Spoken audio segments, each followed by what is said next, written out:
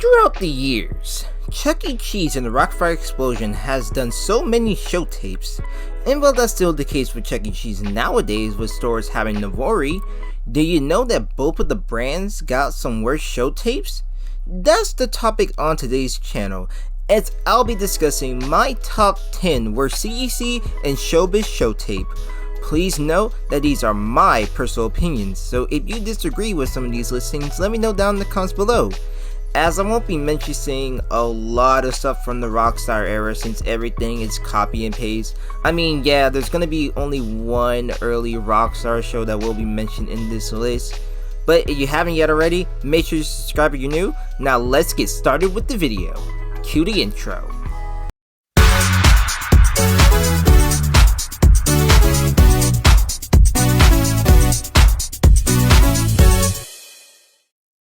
Number 10. Introducing Yogi Bear.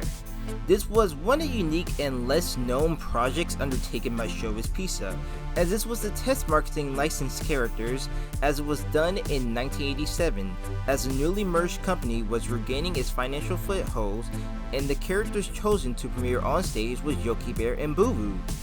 This made its debate around June 1987, as it was tested in the Showbiz location of Umana, Nebraska, Caroline Springs, Carolina, and Augustus, Georgia. As the show tape was written and produced by Showbiz Inc. For the voices of the Rock-Afire was done by Court voice actors, as it was produced by Cry Wolf Music in Dallas, Texas. As for Yogi Bear and Boo Boo, they were voiced by Don Butler and Don Messick respectively, as they recorded their parts in Los Angeles in September 11, 1987. In all honesty, as much as I have a soft spot for the Showbiz voice actors, this is literally the worst show tape ever! Okay, let me be real here. It was a decent show tape, as it was great to hear Don Butler and Don Messick voicing their characters respectively, because Lord knows how it would be if a Showbiz voice actor voiced Yogi Bear and Boo Boo. Plus, the songs wasn't bad, but this show tape defeats the purpose on so many levels. Just take a listen to segment 1, you'll see what I mean. Well, hello everybody, we are the Rock-Afire Explosion. You know, we always have a lot of music and fun, but you know something we have almost never had before? Oh, let's see, we've never had a meaningful dialogue about world politics. Now, that's true, but I meant we've almost never had a guest star before. Oh, yeah. And today we've got 2 guest stars, and they're waiting right over yonder.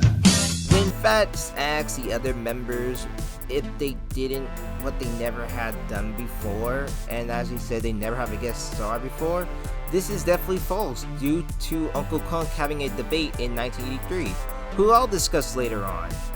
However, the test became a failure and ran through late 87 and possibly early 88, as locations that received the test returned it back to Billy Bob's original stage, which is now the Showbiz campground, as Yogi Bear will be retrofitted back to Rolfe and Boo Boo retrofitted back to Looney Bird, as it is expected that all props and cosmetics of the Yogi Bear stage were destroyed, as footage of the stage has yet to surface, which we only have audio, which plus the plugin as well too. Me and a couple other fan members years ago made a recreation of the Yogi Bear show tape of what it sounded like. You want to give a listen? I'll put a link in the description down below to the playlist. Number 9. The Just for Kids show. Making its debate around April 2000, this got a lot of mixed reviews. Some really enjoyed the more kiddie nature of the show, as I'll admit, when I watched the show for the first time, I was amazed, as this is actually a perfect kids show, as it was well themed. I really love how each character gets a song to sing, as this shows didn't have an original intermission of Baking with Betty or Super Jasper, which did kinda sucks. So instead, Betty and Mike would have guest appearance, along with some of the Demo Report 18 cameos of Jeremy Blado as Will Fry the nutrition guy in the song Are You Eating Mr. Munch, and Robert Gosher as a hillbilly in She'll Be Coming Around the Mountain and Oh Susanna. The songs, despite being generic kids songs, they were fun covers, which also have a charm that all the Jeremy shows have. But the reason this show made it on the list is because this didn't have the mark of the target audience, which mainly doesn't appeal to older audience, as well as some of the other shows at the time, like ChuckECheese Walking Rhymes. Plus, not to mention as well, but the skits, it really dragged on, which this lacks what makes a perfect CEC show, and that includes a subject matter to all the ages. Chucky, wasn't that song a little repetitive? Well, yes it was, as a matter of fact, but that's because it's an echo song, Pasquale. What's an echo? What's an echo? Yeah, what's an echo? Yeah, what's an echo? Stop that! Stop that! Just tell him the definition, Jasper. All right, sorry, Silly Munch. dog. According to my electronic dictionary, an echo is the repetition of a sound caused by reflection of sound waves. Or a repetition or imitation of another. Oh, like you were just doing. Exactly. Okay. Or number 3, one who closely imitates or repeats another's words, ideas, or acts. Oh, okay. And finally, a soft repetition of a musical phrase. Very impressive, Jasper. Why, thank you very much. You're welcome. Thankfully, after this show, the skits and intermissions went straight to the point, as it was used to be that the characters would talk before, after, or during the songs, which made the skits longer, which is one thing the Just for Kids show helped getting rid of. Hey, anybody out here got a good joke? Yeah, I got a candy joke. A candy joke, that's good. Let's hear it. What kind of candy bar likes to laugh a lot? Hang on a second, I know this one. Heath Bar, We get that. A Snicker bar. Snicker. That's terrible. Pretty clever, Pasquale. Number 8. The Magical Musical Time Machine / Hiss One. This Showtape was produced around 1986, which was the first time Showbiz attempted their own voicing and using fake Showbiz voice actors without the involvement of creative engineering. The reason behind this was Showbiz Corporate was getting tired of CEI constantly missing deadlines, which resulted in CEI taking the exclusive rights to the Rock-Afire from Showbiz and selling them to different places such as Circus Pizza and Pistol Peace, to name a few. Plus, since Showbiz had recently merged with Peace Sign Theater, this newly reformed company began taking some interest in areas they previously wasn't involved in. They were having to produce CEC in-house material and figured it would be cost-effective to produce Rock-Afire material in the same fashion, which meant Showbiz learned how to program and hire fake Showbiz voice actors. Hello, folks. We're back, and today is Trivia Day here at Showbiz Pizza Place, and we're asking all kind of trivia questions. Well, I think it's about time to tell you about my new invention. This is my first night ever opening up a show totally from scratch, so mark it on your calendars, okay? Oh, that's what a wonderful invention. I can hardly believe it's true. So we'll be asking some trivia questions based around the songs that we're doing or around the time that the songs were recorded. Fats, what about me? Could I try? As everyone introduced it, Fast's magical time machine, as it can transport the band to the fondest musical dreams, as Fast's dream was the Mississippi River, Beach Spirit was the South Pacific, Billy Bob wants to be a cowboy, and Rolfe's dream of being the star of the Wild Saloon in the Wild West, which is a bit weird because it brings the character to an individual Wild West lawsuit. But it gets a lot weirder as they change Showbiz Pizza Place, as Fast tell the bandmen they'll get off the stage since Rolfe was threatened during this time. It's Black Ben! And it's Ben Noise. I'm looking for a fella by the name of Rolfe. Rolfe the Wolf. Uh-oh!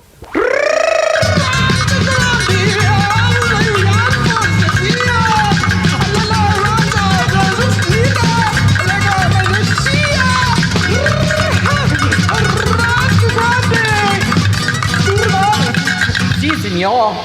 That's him up there! So it is. So it is. There's only room for one band in this here town, Wolf. The way I see it, that band would be mine. Understand? Oh, right, yeah. Well, and I'm giving you till sundown to get off this stage. Well, excuse me, Mr. Ben. What? Well, if you'd be so kind as to step aside, and well, I'll get us off this here stage sooner than sundown. Well, fat man, the quicker the better. Okay, now, everyone, follow my lead and concentrate.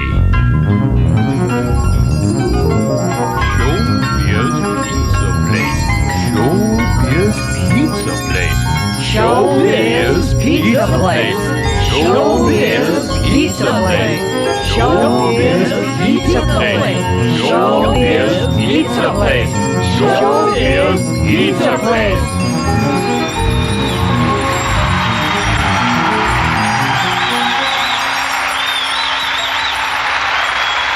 And now, won't you please give a big showbiz welcome to the world's greatest robotic band? Segment 2 is just basically a collection of current hits performed by the band. Though both segments are about 14 minutes long, one thing to note that made this Showtape bad is, well, it's obvious. The voices. Now, despite the magical musical time machine that was uploaded on my channel a few months back, the corporate voices really tried their best compared to the other voice characters, the OGs I would say, we all know and love, which I guaranteed it did receive a lot of mixed reviews from the guests and possibly employees. I mean, I wouldn't even known playing the fact that Aaron Fector actually hated these voices.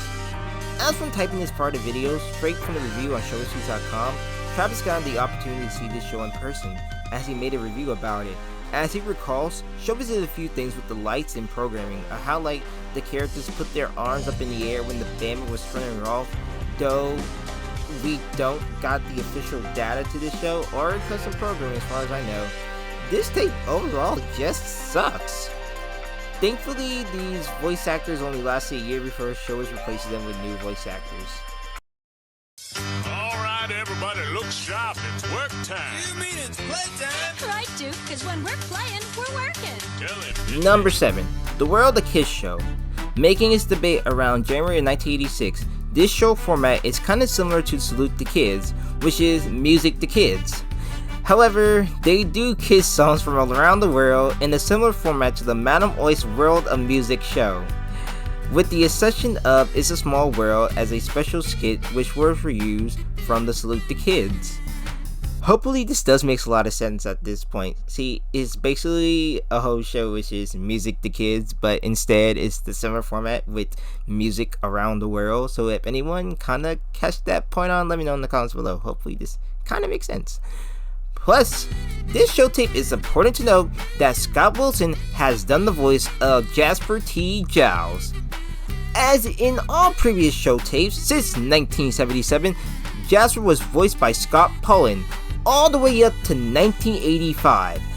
As Scott Wilson started doing the voice in much in 1978, then Pasquale for a brief moment during the Madam Oink Tunnel of Love in 82, and returning doing Pasquale in the first Chucky Bandstand show tape in 1984, as that same year he'll be the voice of Chucky in Country Helen, as he'll keep on voicing both Chucky and Munch until 1993. And apparently this will be the last show tape voicing Pasquale, as this will also be Paloma McKinney's final show tape as Helen. Now, it's really unknown why would Scott Wilson do the voice of Jasper, but by possibility, this was recorded between November or December of 1985. Overall, I see this show tape really gets a lot of mixed reviews, as I get that they were kind of doing it during the merger period, somewhere on the line, which honestly, wish this show tape came out better than I expected. But hey, as a bonus, Scott has mentioned the time he did voice it Pasquale and about John and Joe being LA guys, so listen to this clip right here. Can you also do Jasper and Pasquale at one point as well? You know, I did Pasquale on some pickup lines. You know, because the guys, you know, Scott and Joe were LA guys, and you know, to fly them in if we need to pick up or do something special or change a line or whatever. So I would come in and, you know, try to more Pasquale than Jasper is. So if there was a pickup line that needed to be done, because I could imitate Joe a little bit with Pasquale, I couldn't get Scott's Jasper. It was nuanced out there, and I couldn't get it. Right. So, but I could match Joe's Pasquale a little bit. So I would go in there, and if it was a Jasper line, they would just change it to a Pasquale line or a Chuck line or a Munch. But yeah, I did some of that, fill in stuff. Right, absolutely. Number 6, Uncle Klunk.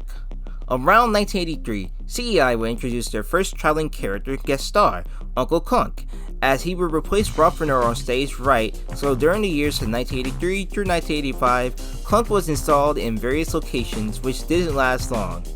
But I'm going to be discussing Jeff Powell's version of Uncle Klunk.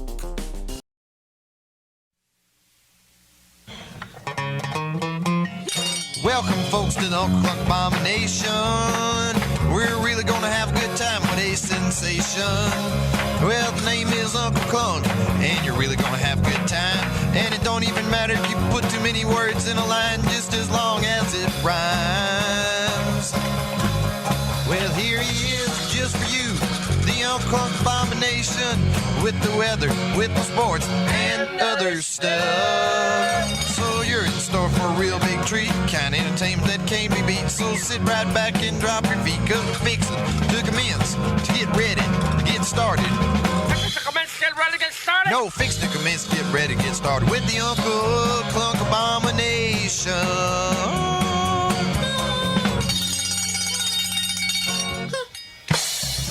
Ladies and gentlemen, Uncle Klunk. Hi, everybody. This is Uncle Klunk, your voice of the pizza, bringing you the latest in news reports, sports reports, re-reports, imports, exports, new ports, airports, portholes, porticalls, wake-up calls, roll calls, roller derbies, Kentucky derbies, Derby Dam, Hoover Dam, Beaver Dam, Leave It to Beaver Dam, and, of course, a little bit of Hollywood gossip. Jeff Powell's version of Klunk was dim-witted and, well, an abomination, as it was a general feel, as it seemed like Jeff was portraying himself rather than any specific character.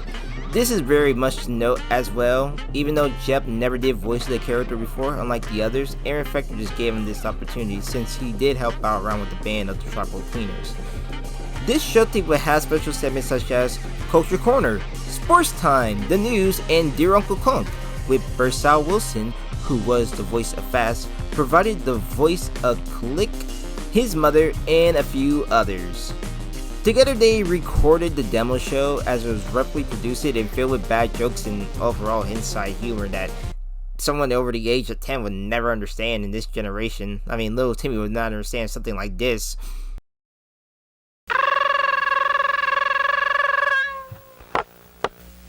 Hello, dear Uncle Klunk. Yeah, what do you want? Well, I thought that... Oh, wait a minute, you called me. Oh, sorry, I forgot. Yeah, I was daydreaming there. I wanted to speak to Uncle Clunker. Yeah, that's me, Uncle Klunk. Uncle Klunk. Yeah, I'm having a problem, a romance problem. Oh yeah, well, like what? Well, it's my girlfriend Margaret. She says I don't take her out enough. Uh-huh. And I really do, but every time I take her somewhere, she complains. I took her to the zoo, and she said the smell of the wild animals gave her nosebleeds. Nosebleeds. And I took her out dancing, and she sits down the whole time because she says her bunions bother her. She's got some big old bunions on one of her foot. And bunions. And so I took her to the Wildlife and Fisheries building last weekend. Uh-huh. And it was another disaster. We went to see Zactor, the world's largest wasp.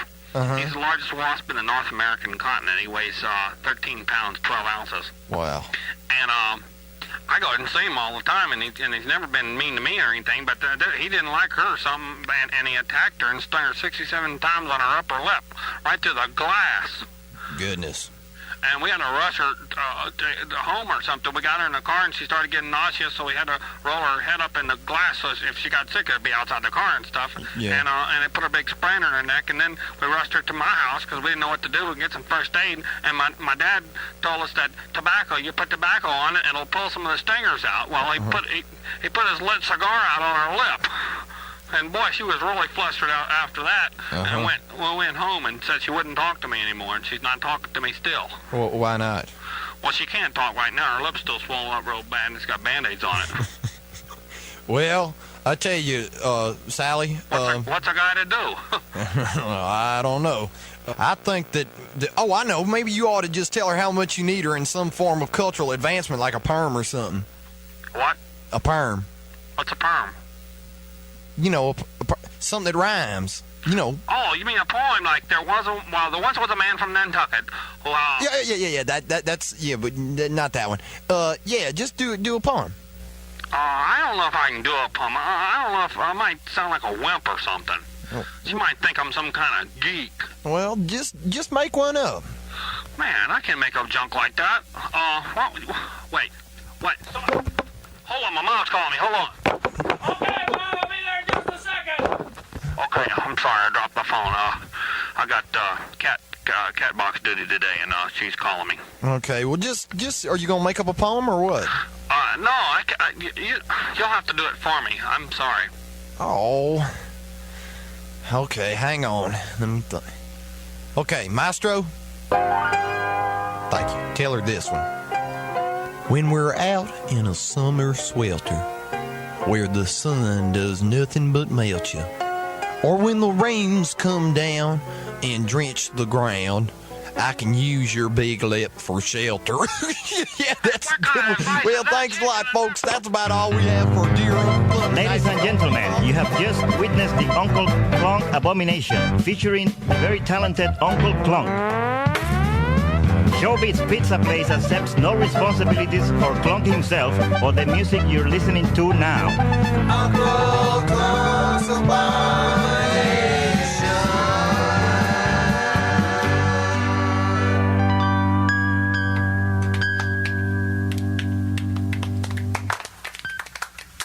However, this demo met with mixed reviews, first from Showbiz Pizza, then to the customers. As Spector stated, in quote, "We were concerned with the obvious need to change the characters, but Klunk hadn't set the world on fire as I hoped he can do," end quote. As he also stated regarding the poor promotion made by Showbiz for Uncle Klunk as contributing to his failures. He's the funniest robot science ever made. Hello, you're on the air with Uncle Klunk. Oh, I get it. You're doing your impression of a telephone ringing. What are you, some kind of nut? I'd say you were more some kind of fruit, actually. I'm beautiful, but you still have appeal. The amazing Uncle Klunk, only at Showbiz. Guess I'm too smart for the house. Ladies and gentlemen, girls and boys, presenting the star of our show, Mr. ChuckECheese! Sit back and hang on, everyone. We're heading for high adventure in our brand new traveling machine. Destination, imagination. Oh, brother, this guy stinks! All right, everyone, pipe down, just pipe the freak down. Grandma, hey, yo, Grandma, pipe down, okay? Look, I get it. I hear everybody's word of I hear the booze. I hear the guy that this guy stinks. I don't know who you are, but look, I understand about the show. I get it. I'm sorry I got an announcement, but I had to get it off. Please just hear my opinion about this show. That's all I gotta say. That's mainly it. And yeah. So enough with your booze, enough with your crying, your aching, the screaming goats. I don't know who had their goat in here, but take the goat out, and let's continue on with the show. All right, Rolfe. Yes, number 5, Destination Imagination. This was released around August of 1985, as this was during the time CEC was producing shows from Disney. As this Showtape introduced Chucky's new traveling machine that takes the audience to various adventures, as it would also have the introduction of their new character, Rose. Chucky boy, where are we going? Someplace fun and everywhere exciting. What makes it go, Chuck?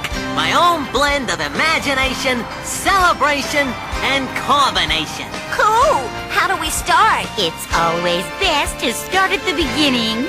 What was that? Yeah, who was that talking? That was me talking. Gang, I want you to meet Rose. Welcome aboard, everyone. Rose is going to help run the shows, the game room, the videos. She's our rockin' onboard systems environment. ROSE. I call her Rose. Hello, Rose. How do you do? Pleased to meet you. Charmed, I'm sure. She is one of the worst characters in CEC history. Like, if y'all still out there shitting on Bella, which I don't blame, but if there's a award for one of the worst characters in CEC history, Rose would definitely take that award, as she would appear in 2 more shows. But it's also to point out too that the characters do sound a little different. Let me show you what I mean.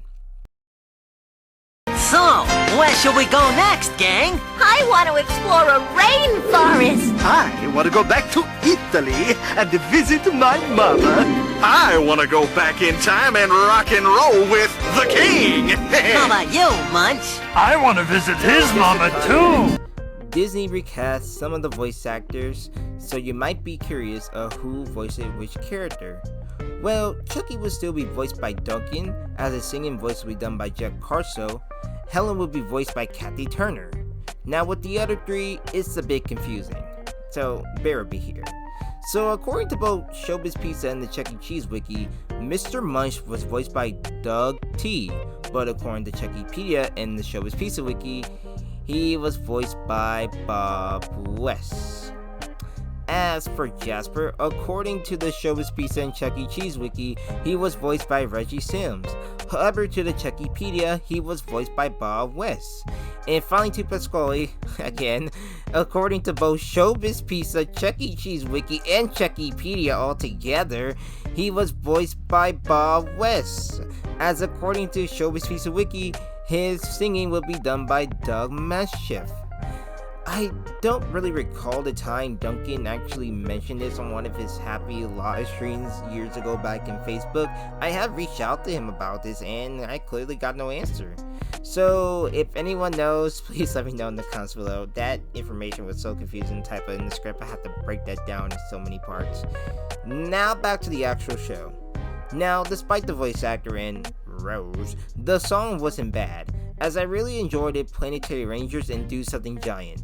But this show seemed a bit lacking because it doesn't contribute any walkarounds, but just a team of dancing random kids, which makes it feel like some generic Disney show that wasn't meant for CEC.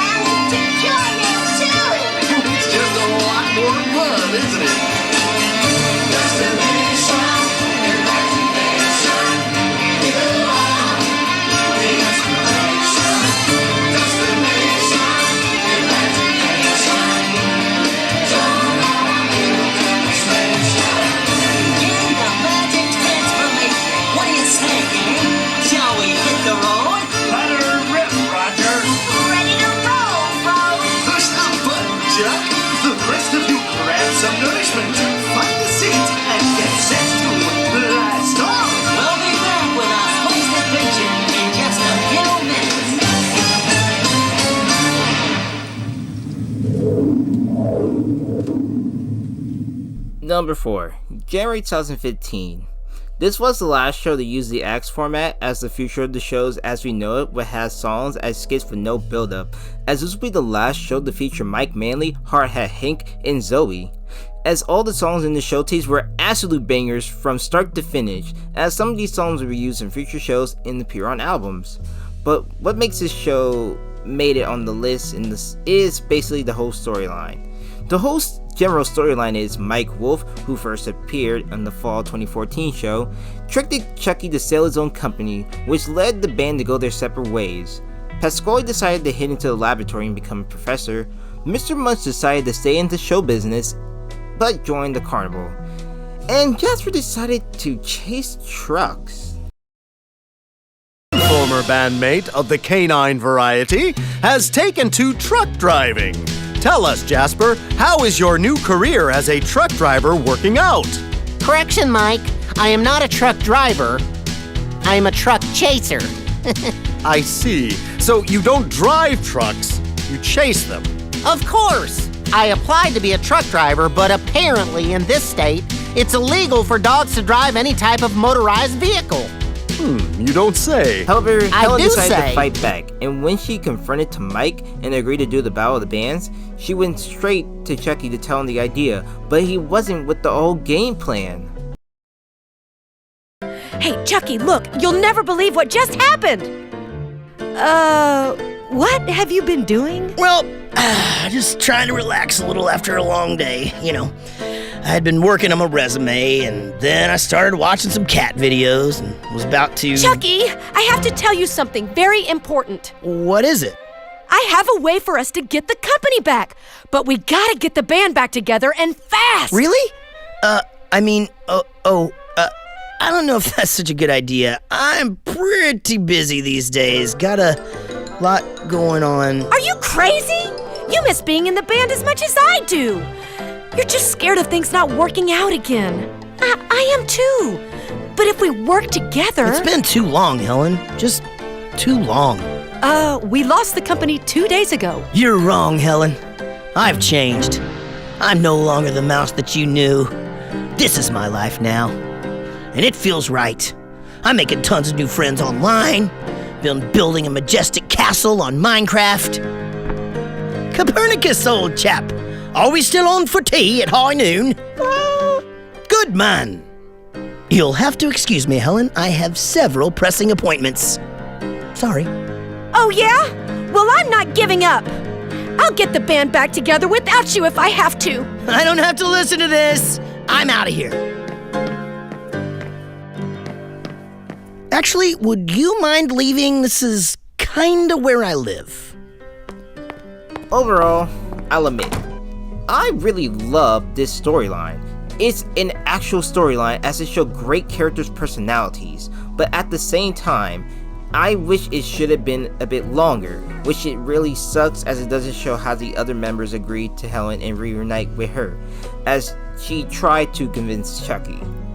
Plus, from hearing, I know Matt Daniel hated the storyline as well too, which I guess there was more to the plan, but due to timing, it didn't went through or with budgets or who knows.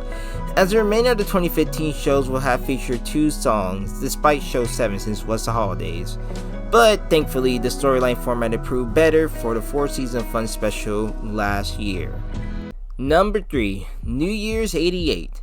This was the Rock-Afire Explosion's second New Year's Eve show tape, as we were counting down to years 1988 in a true poor fashion, as this was presented as a live event running constantly from start to finish, as it was recorded live to get a generous feel.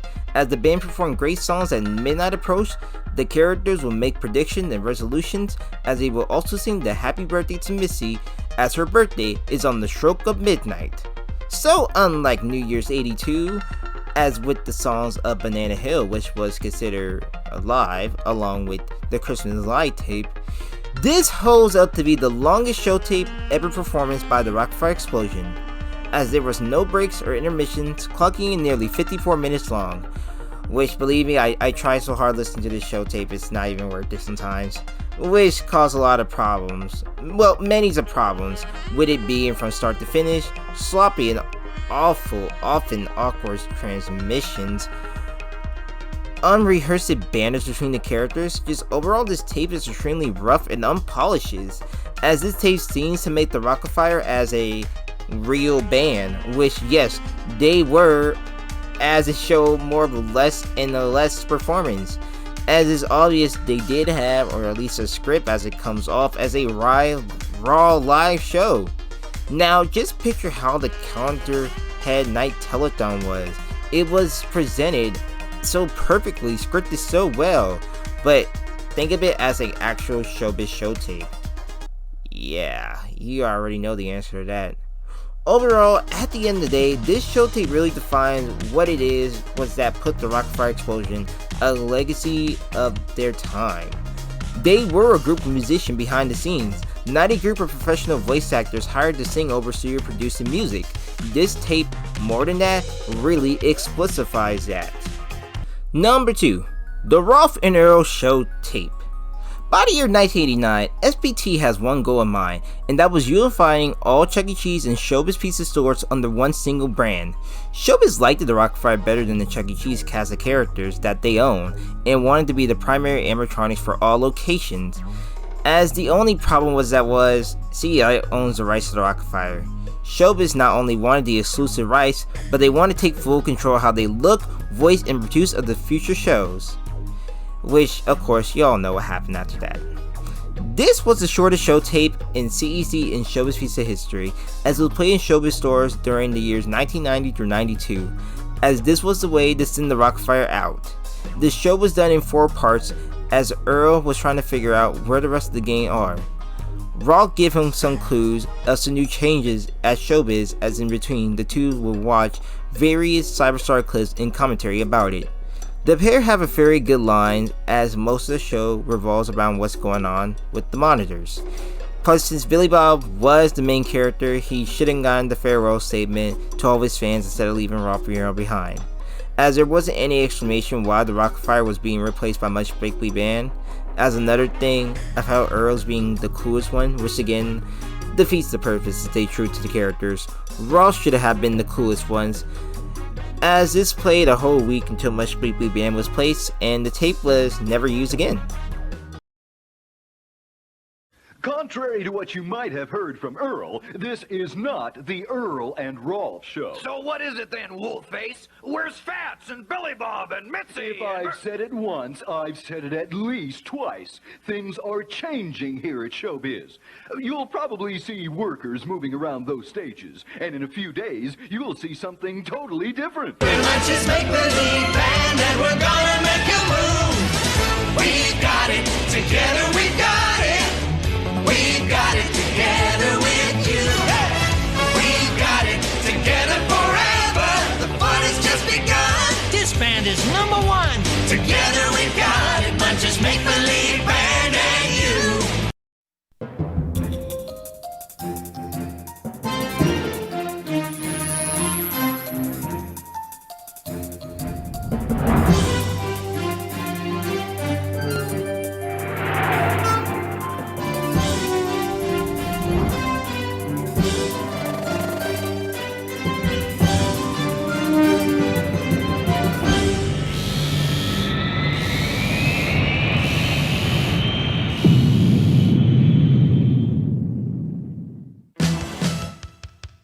And now, ladies and gentlemen, boys and girls, live from Studio C, it's the ChuckECheese Show with your host, ChuckECheese.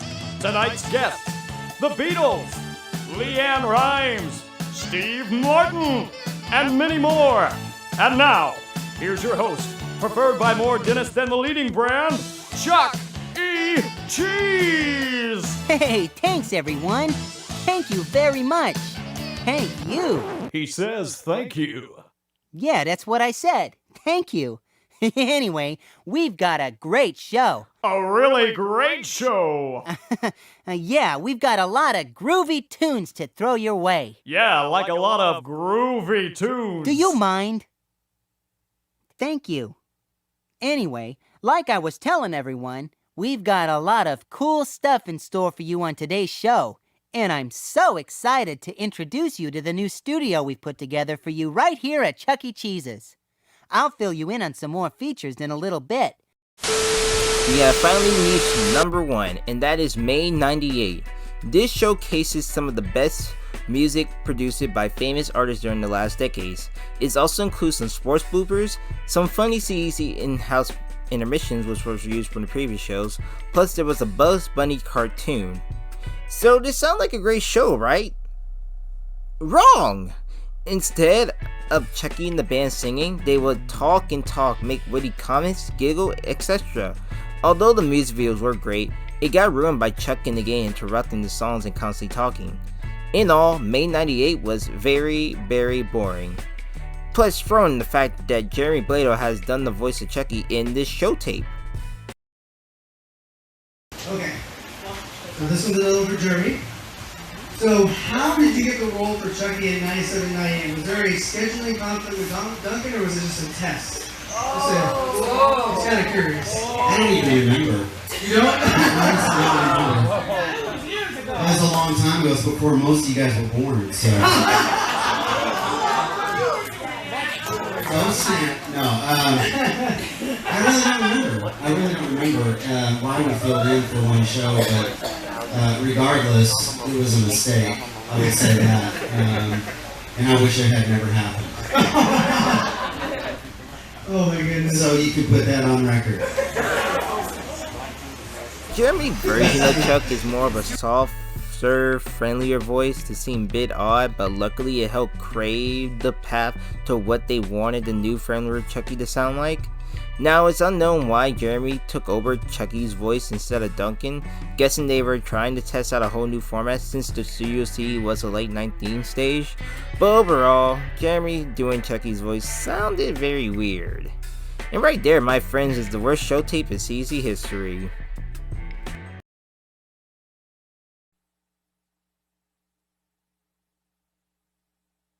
That song was great!